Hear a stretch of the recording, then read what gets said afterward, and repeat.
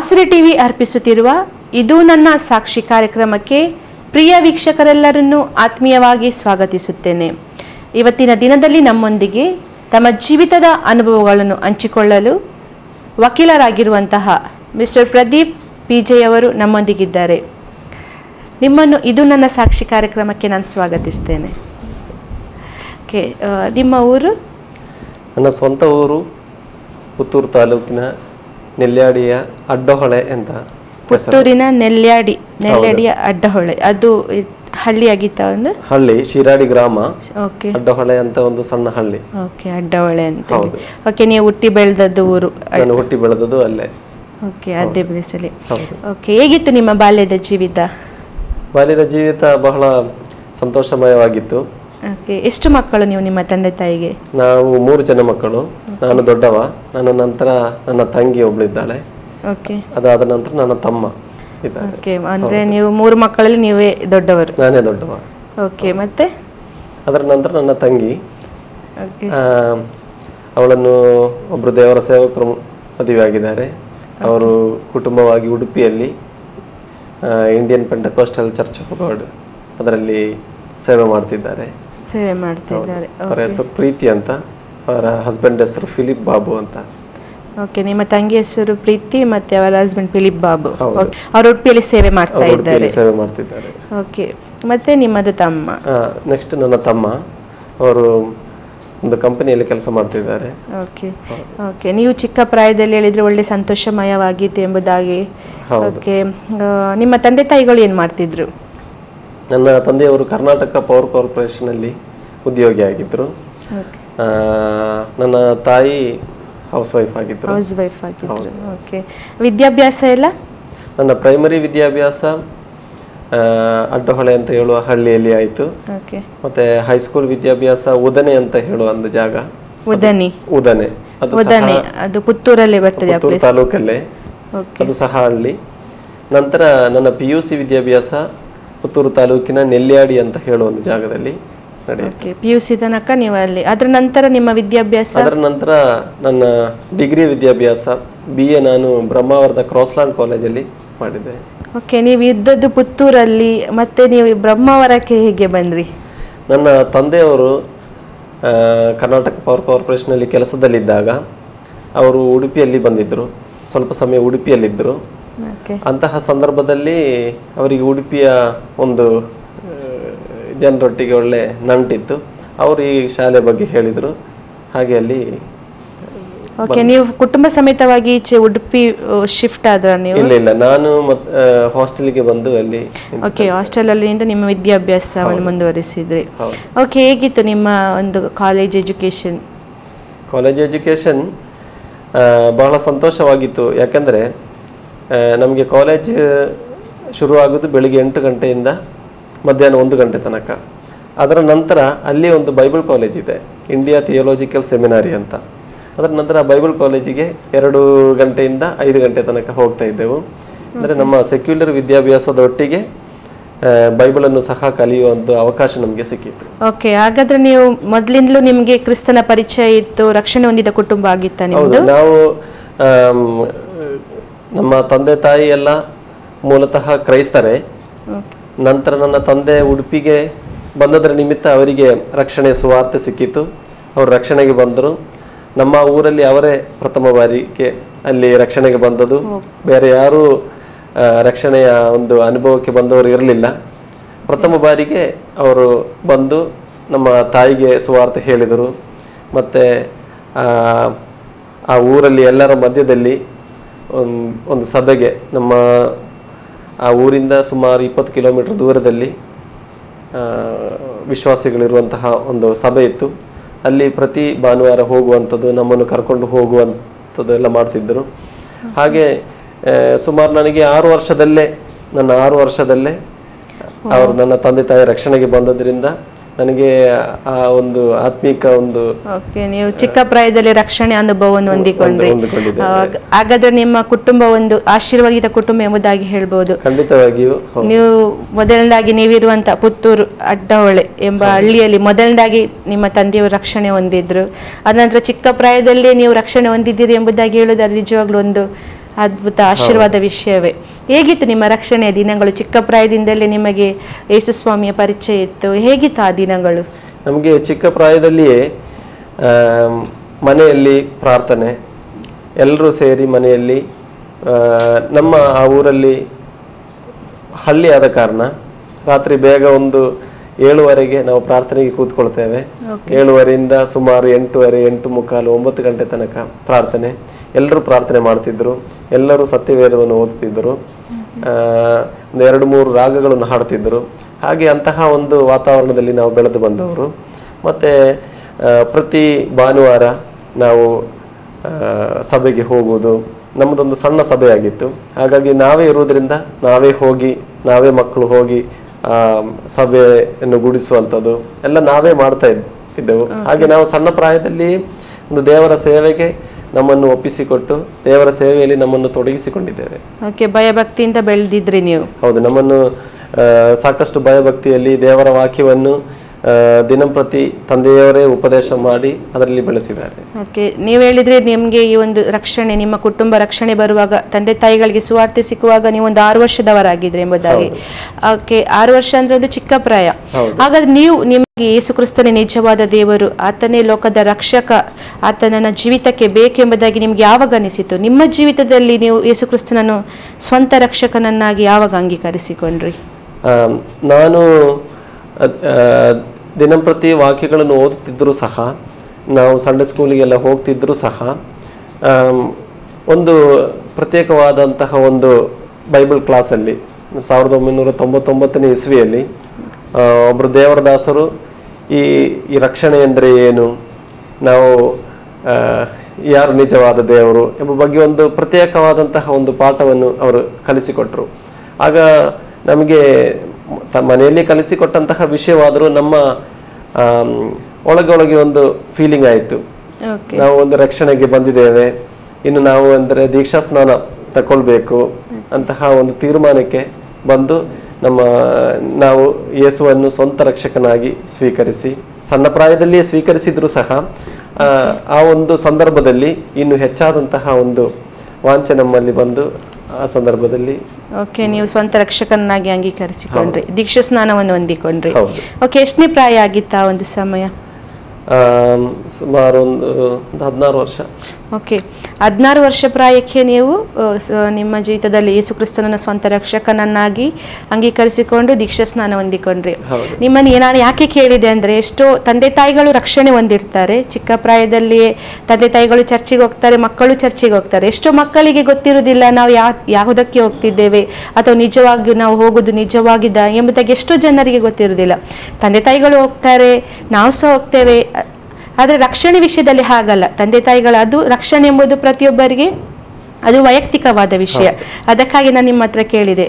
ಯಾಕಂದರೆ ತಂದೆ ತಾಯಿಗಳು ರಕ್ಷಣೆ ಹೊಂದಿದ್ರೆ ನಾವು ಸಹ ರಕ್ಷಣೆ, ಮಕ್ಕಳು ಸಹ ರಕ್ಷಣೆ ಹೊಂದಬೇಕಂತ ಏನೂ ಇಲ್ಲ. ಯಾವಾಗ ನಮಗೆ ಅನಿಸ್ಬೇಕು, ಹೌದು ಯೇಸು ಕ್ರಿಸ್ತನು ನನ್ನ ಜೀವಿತಕ್ಕೆ ಬೇಕು, ಯೇಸು ಕ್ರಿಸ್ತನು ನನ್ನ ಜೀವಿತದಲ್ಲಿ ಇದ್ದರೆ ಮಾತ್ರ ನನಗೆ ನಿತ್ಯ ಜೀವ ಎಂಬ ಅರಿವು ಉಂಟಾದರೆ ಮಾತ್ರ ನಾವು ರಕ್ಷಣೆ ಹೊಂದುತ್ತೇವೆ. ಹಾಗಾದ್ರೆ ನೀವು 16ನೇ ವರ್ಷಕ್ಕೆ ನೀವು ರಕ್ಷಣೆ ಹೊಂದಿದ್ರಿ. ನಿಮಗೆ ಆತ್ಮಿಕವಾಗಿ ಆಸಕ್ತಿ ಇದ್ದಿತ್ತು ಆ ಸಮಯದಲ್ಲಿ? ಹೌದು, ಆತ್ಮಿಕವಾಗಿ ಆಸಕ್ತಿ ಇದ್ದಿತ್ತು. ಯಾಕಂದ್ರೆ ನಾನು ಬೆಳೆದು ಬಂದಂತಹ ವಾತಾವರಣ ಸಹ ಅದೇ ರೀತಿ ಇತ್ತು.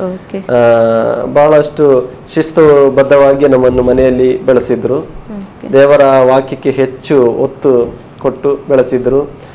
ಯಾವುದೇ ಕಾರ್ಯಕ್ರಮವಿದ್ದರೂ ಭಾನುವಾರದ ಆರಾಧನೆಯನ್ನು ತಪ್ಪಿಸಿದ್ದು ನಮಗೆ ನೆನಪಿಲ್ಲ. ಅಷ್ಟು ಶಿಸ್ತುಬದ್ಧವಾಗಿ ನಮ್ಮನ್ನು ಅಲ್ಲಿ ಬೆಳೆಸಿದ್ದಾರೆ.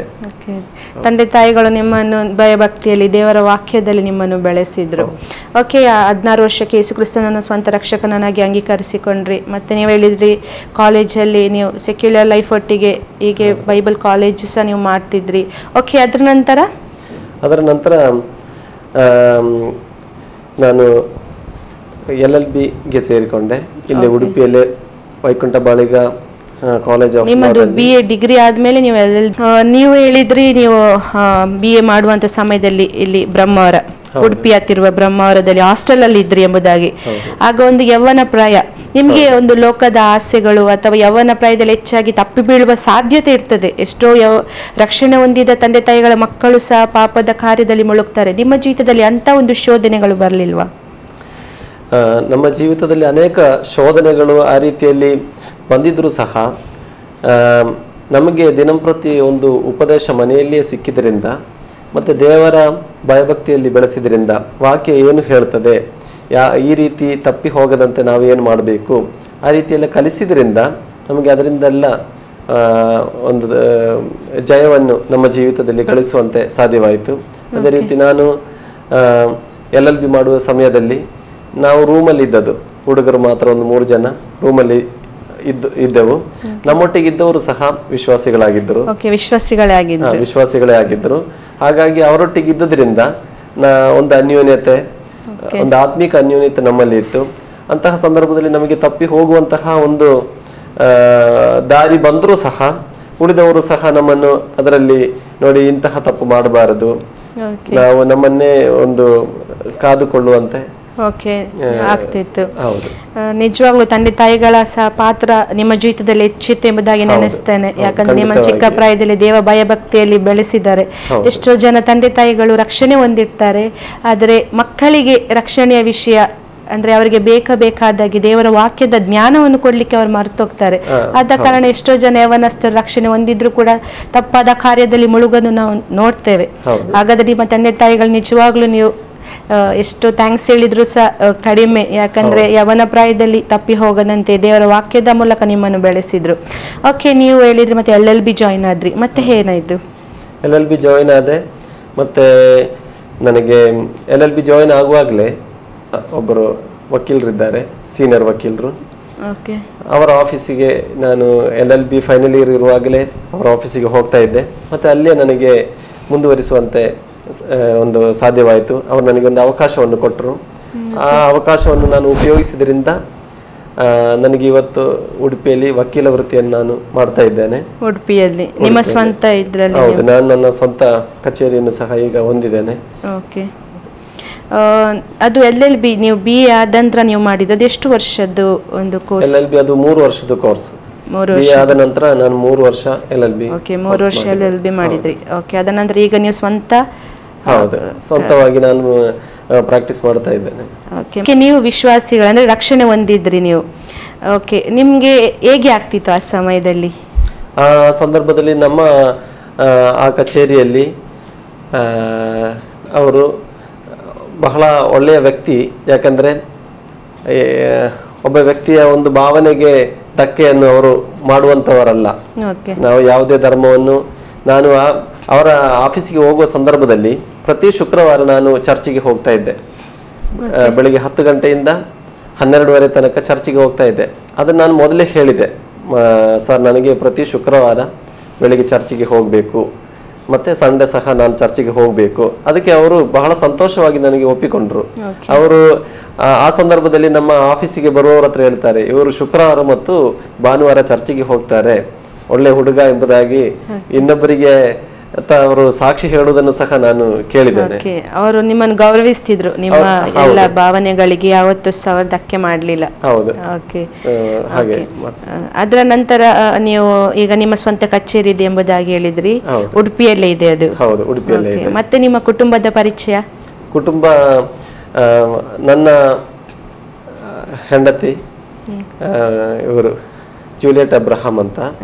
ಅವರು ಮೂಲತಃ ಕೇರಳದವರು. ಅವರು ಇಲ್ಲಿ ವಿದ್ಯಾಭ್ಯಾಸಕ್ಕಾಗಿ ಬಂದಿದ್ರು ಉಡುಪಿಯಲ್ಲಿ. ಅವರ ವಿದ್ಯಾಭ್ಯಾಸದ ನಂತರ ನಮ್ಮ ಪ್ರಪೋಸಲ್ ಅನ್ನು ನಮ್ಮ ಸಭೆಯ ದೇವರ ದಾಸರೇ, ನಮ್ಮ ಪಾಸ್ಟ್ ಪ್ರೈಸ್ ಅಂತ ಅವರೇ ಈ ಇಬ್ಬರು ಕುಟುಂಬದವರ ಜೊತೆ ಮಾತನಾಡಿ ನಾವಿಬ್ಬರು 12/12/2012 2012ಗೆ. ಹೌದು. ಓಕೆ, ಅವರ ಮೂಲತಃ ಕೇರಳದವರು, ಅವರು ಎಜುಕೇಶನ್ಗೋಸ್ಕರ ಉಡುಪಿ ಬಂದಿದ್ರು. ಓಕೆ, ಪಾಸ್ಟರ್ ಪ್ರೇಸ್ ಅವರ ಮುಖಾಂತರ ನಿಮ್ಮ ವಿವಾಹ ಜೀವಿತಕ್ಕೆ ನೀವು ಕಾಲಿಟ್ರಿ. ಓಕೆ, ಹೇಗಿತ್ತು ನಿಮ್ಮ ಮದುವೆಯ ಜೀವಿತ? ಮದುವೆ ಜೀವಿತ ಬಹಳ ಸಂತೋಷವಾಗಿದೆ ಈಗಲೂ ಸಹ. ಯಾಕಂದರೆ ನಾವು ದೇವರಿಗೆ ಒಪ್ಪಿಸಿಕೊಟ್ಟು ದೇವರು ನಮ್ಮ ಕುಟುಂಬ ಜೀವಿತವನ್ನು ದೇವರು ಆರಿಸಿಕೊಂಡದ್ರಿಂದ, ನಾವು ನಮ್ಮ ಕುಟುಂಬ ಜೀವಿತವನ್ನು ದೇವರಿಗೆ ಸಮರ್ಪಿಸಿ ಇರುವುದರಿಂದ ಇವತ್ತಿನವರೆಗೂ ನಮಗೆ ಸಂತೋಷವಾಗಿದೆ. ನಮ್ಮ ಕುಟುಂಬ ಜೀವಿತವನ್ನು ದೇವರು ಸನ್ಮಾನಿಸಿ ನಮಗೆ ಒಂದು ಮಗಳನ್ನು ದೇವರು ದಾನವಾಗಿ ಕೊಟ್ಟಿದ್ದಾರೆ. ಹೌದು, ಮಗಳ ಹೆಸರು ಫಜೀಟಾ ಪ್ರದೀಪ್ ಅಂತ. ಫಜೀಟಾ ಎಂಬುದು ಒಂದು Hebrew word. Okay, refined gold ಅಂತ ಅದರ ಅರ್ಥ. ರಿಫೈನ್ಡ್ ಗೋಲ್ಡ್, ಫಸೀಟಾ ಅಂದ್ರೆ. ಓಕೆ, ಇಬ್ರು ನೇಮ್. ಹೌದು. ಓಕೆ, ಹಾಗಾದ್ರೆ ಸಂತೋಷವಾಗಿದ್ದೀರಿ. ಅವರು ನಿಮ್ಮ ಪತ್ನಿ ಸಹ ರಕ್ಷಣೆ ಹೊಂದಿದವರ, ನೀವು ರಕ್ಷಣೆ ಹೊಂದಿದ್ದಾರೆ. ಓಕೆ, ಅವರನ್ನು ವಿವಾಹ ಆದ್ರಿ. ಓಕೆ, ಏನ್ ಮಾಡ್ತಿದ್ದಾರೆ ಅವರು? ಅವರು ಸಿಟಿ ಹಾಸ್ಪಿಟಲ್ ಅಲ್ಲಿ ಟ್ಯೂಟರ್ ಆಗಿ ವರ್ಕ್ ಮಾಡ್ತಿದ್ದಾರೆ. ಓಕೆ, ಅವರು ಟ್ಯೂಟರ್ ಆಗಿ ವರ್ಕ್ ಮಾಡ್ತಿದ್ದಾರೆ. ಓಕೆ, ಹಾಗಾದ್ರೆ ಕುಟುಂಬ ಜೀವಿತದಲ್ಲಿ ಸಹ ದೇವರು ನಿಮ್ಮನ್ನು ಆಶೀರ್ವದಿಸಿ ನಡೆಸ್ತಾ ಇದ್ದಾರೆ. ಉಡುಪಿಯಲ್ಲಿ ಸ್ವಂತ ಕಚೇರಿನೂ ಸಹ ನೀವು ಹೊಂದಿಕೊಂಡ್ರಿ. ನಿಮ್ಮ ಜೀವಿತ ನಿಜವಾಗ್ಲೂ ನಿಮ್ಗೆ ಆಶೀರ್ವಾದ ಅಂತ ಎನಿಸುದಿಲ್ವಾ? ಖಂಡಿತವಾಗಿ ನನಗೆ ನಮ್ಮ ಜೀವಿತ ಆಶೀರ್ವಾದ ಅಂತ ಅನಿಸ್ತಾ ಉಂಟು. ನಾವು ಉಡುಪಿಯಲ್ಲಿ ನಮಗೆ ಒಳ್ಳೆ ಸಭೆಯನ್ನು ದೇವರು ಒದಗಿಸಿಕೊಟ್ಟಿದ್ದಾನೆ. ಆ ಸಭೆಯೊಟ್ಟಿಗೆ ಒಳ್ಳೆ ಅನ್ಯೋನ್ಯತೆಯಲ್ಲಿ ನಮಗೆ ಹೋಗುವಂತೆ ದೇವರು ನಮಗೆ ಸಹಾಯ ಮಾಡಿದ್ದಾನೆ. ಖಂಡಿತವಾಗಿಯೂ ನಮ್ಮ ಜೀವಿತ ಬಹಳ ಸಂತೋಷಕರವಾಗಿದೆ. ದೇವರು ಆಶೀರ್ವದಿಸಲ್ಪಟ್ಟಂತಹ ಒಂದು ಜೀವಿತವನ್ನು ದೇವರು ಕೊಟ್ಟಿದ್ದಾನೆ ಅಂತ ನಾನು ನಂಬುತ್ತೇನೆ. ಯಾಕಂದ್ರೆ ಚಿಕ್ಕ ಪ್ರಾಯದಲ್ಲಿ ರಕ್ಷಣೆ ಹೊಂದಿದ್ರಿ. ಅದರ ನಂತರ ಸಾಮಾನ್ಯವಾಗಿ ನಾವು ನೋಡಿದ್ರೆ ಕೆಲವರಿಗೆ ಒಂದು ಯವನ ಪ್ರಾಯದಲ್ಲಿ ಕ್ರಿಸ್ತನ ಪರಿಚಯ ಆಗ್ತದೆ, ಕೆಲವರಿಗೆ ಅದರ ನಂತರ ಒಂದು ಮಧ್ಯ ಪ್ರಾಯದಲ್ಲಿ ಕ್ರಿಸ್ತನ ಪರಿಚಯ ಆಗ್ತದೆ. 40 ವರ್ಷ ಇರ್ಬೋದು, 50 ವರ್ಷ ಇರ್ಬೋದು. ಆದರೆ ನೀವು ನಿಜವಾಗ್ಲೂ ದೇವರ ಒಂದು ಕೃಪೆ ಅಂತ ಹೇಳ್ಬೋದು. 6ನೇ ವರ್ಷಕ್ಕೆ ರಕ್ಷಣೆ ಹೊಂದಿದ್ರಿ.